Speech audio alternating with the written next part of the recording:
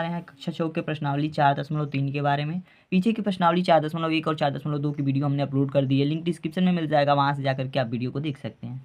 इस वीडियो में हम प्रश्नावली 4.3 के सारे क्वेश्चन को देखने वाले हैं। पहला क्वेश्चन हमारा है, नीचे दी आकृति में कोणों के नाम लिखिए। इस आकृति में दी गई कोणों के नाम हमें ज्ञात करने। तो देखिए सबसे पहले आप समझ लीजिए कि कोण कौन कौन से हैं इसमें। तो यहाँ पे अगर दो, देखिए कोण होते क्या हैं, जहाँ पे अगर कोई शीर्ष होता है ना, किसी शीर्ष से अगर कम से कम दो रेखाएं निकली होती हैं तो उन रेखाओं के बीच की जो हमारी गैप होती है इसे हम कोण कहते हैं। ठीक है, ये हमारा शीर्ष है और इस शीर्ष से दो रेखाएं निकली हुई हैं, कम से कम दो रेखाएं निकलेंगी, उससे अधिक भी रेखाएं निकल सकती हैं, तो कोण का निर्माण होता है। ठीक है, फिर यहाँ भी एक शीर्ष है और दो रेखाएं निकली हुई है, तो यहाँ भी एक कोण का निर्माण होता है। फिर यहाँ से दो रेखाएं निकली हुई हैं, ये शीर्ष है हमारा, तो यहाँ भी एक कोण है और फिर यहाँ भी एक हमारा कोण है। ठीक है, अब हम कोणों के नाम लिखेंगे। ठीक है, इन कोणों के हमें नाम लिखने हैं। तो कोणों के नाम लिखने के लिए आप थोड़ा सा समझने का प्रयास कीजिएगा। अगर हमें ए कोण को लिखना, इस कोण का नाम लिखना हो, तो हम इसमें से 3 अल्फ़ाबेट को लेंगे। 3 अल्फ़ाबेट को लेंगे और ये ध्यान रखते हुए लेंगे कि हमें अगर ए कोण को दर्शाना है तो ए जो होना चाहिए, इन तीनों तीनों अगर अल्फ़ाबेट लिखते हैं तो उसके बीच में होना चाहिए। ठीक है, जैसे कि अगर हम कोण ए को लिखना चाहें तो हम डी से शुरुआत करेंगे, कोण डी ए बी। ठीक है, अगर इस कोण को, एक कोण को दर्शाना है तो हमें डी ए बी, यानी 3 हम अल्फ़ाबेट को लिए हैं, जिसमें से अगर ए कोण को दर्शा रहे हैं तो ए को हम बीच में रखें। ठीक है, तो पहले कोण का नाम तो ये हो गया डी ए बी। ठीक है, दूसरा कोण हम यहाँ पे इस पॉइंट बी को दर्शाएंगे, इस कोण को हम दर्शाएंगे बी वाला। तो इसको दर्शाने के लिए हम ये और ये अल्फ़ाबेट लेंगे। ठीक है, तो इसको हम लिख सकते हैं कोण ए बी सी। तो जब हमने बी के सामने वाले कोण को दर्शाया तो बी वाला जो हमारा था अल्फ़ाबेट वो बीच में आया। ठीक है, इस तरीके से सी को भी हम दर्शाएंगे तो बी सी डी करेंगे, तो ये कोण हो जाएगा बी सी डी। इसी तरीके से डी को दर्शाएंगे तो ये कोण हो जाएगा सी डी ए। तो आप देख सकते हैं कि ए बी सी डी बीच में आया है। तो इस तरीके से आपके चारों कोण इसमें आपके हो गए। ठीक है, तो यही होगा इसका आंसर। ठीक है, तो आशा करता हूँ आपको कोणों का नाम लिखना समझ गए होंगे। ठीक है, अब देखिए दूसरा प्रश्न हमारा क्या है। दूसरा प्रश्न है, संलग्न आकृति में वे बिंदुएं लिखिए जो, देखिए कोण डी ओ ई के अभ्यंतर में स्थित है। कोण डी ओ ई कह रहा है, तो इस आकृति में हमें वे बिंदुएं लिखना है जो डी ओ ई के अभ्यंतर में स्थित है। तो डी ओ ई ये हमारा एक कोण बन रहा है। ठीक है, यहाँ पे एक कोण बन रहा है और इस कोण के अभ्यंतर में कौन स्थित है, अभ्यंतर मतलब कि इसके अंदर कौन स्थित है, तो इसके अंदर ए बिंदु स्थित है, तो इसलिए इसके अंदर क्या होगा, केवल इसका उत्तर हो जाएगा आपका ए।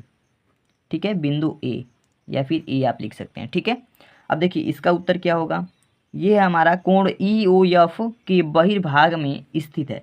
कोण ई ओ एफ कह रहा है, तो कोण ई ओ और एफ इसके बहिर्भाग में, इसके बाह्य यानी बाहरी भाग में कौन कौन स्थित है, तो ये एक हमारा कोण है। ठीक है, इस कोण के बाहरी भाग में सी स्थित है, फिर ए स्थित है और फिर डी स्थित है। ठीक है, तो सी स्थित है और क्या स्थित है, हमारा डी स्थित है और ए स्थित है। ठीक है, तो हम लिख देंगे ए सी और डी स्थित है। ये ए भी स्थित है इसके बाहरी भाग में। ठीक है, और इसके बाहरी भाग में सी भी स्थित है, इसके बाहरी भाग में डी भी स्थित है। ठीक है, तो ये इसका आंसर हो जाएगा।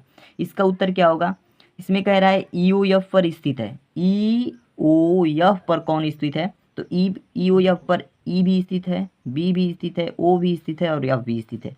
ठीक है, तो इस कोण पर क्या क्या स्थित है, ई स्थित है, बी स्थित है और ओ स्थित है और एफ भी स्थित है। ठीक है, तो इस तरीके से इन सारे प्रश्नों के आप उत्तर लिख लेंगे। ठीक है, तो ये हो गया दूसरा प्रश्न आपका। तीसरे प्रश्न के बारे में बात करते हैं। तीसरा प्रश्न हमारा क्या है, दो कोणों की रफ आकृतियां खींचिए जिससे, दो कोणों की हमें रफ आकृतियां खींचनी है जिससे उनमें एक बिंदु उभयनिष्ठ हो, जिनसे कि उनमें एक बिंदु उभयनिष्ठ हो। ठीक है, ध्यान दीजिएगा, एक बिंदु की बात किया है, तो इसमें कुछ फिगर इस तरीके का बनेगा। ठीक है,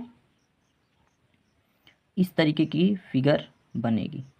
अब ध्यान दीजिए, इसमें ये कोण बनेगा और फिर ये कोण बनेगा। ठीक है, और इसमें केवल एक ही बिंदु, यानी कि अगर यहाँ पे ओ लेते हैं तो केवल एक ही बिंदु ओ हमारा उभयनिष्ठ होगा और इसका हम नाम दे देंगे ए बी सी और डी। ठीक है, इस तरीके से हम कोण बनाएंगे। एक कोण यहाँ बनेगा, एक कोण यहाँ बनेगा, तो दो कोण हो गया।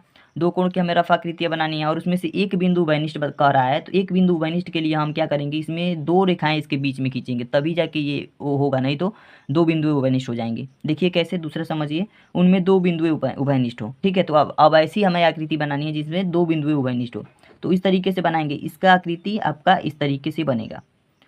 इस बीच में से एक रेखा रहेगी ABC, इसका नाम दे देते हैं और यहाँ पे O नाम देते हैं, ठीक है।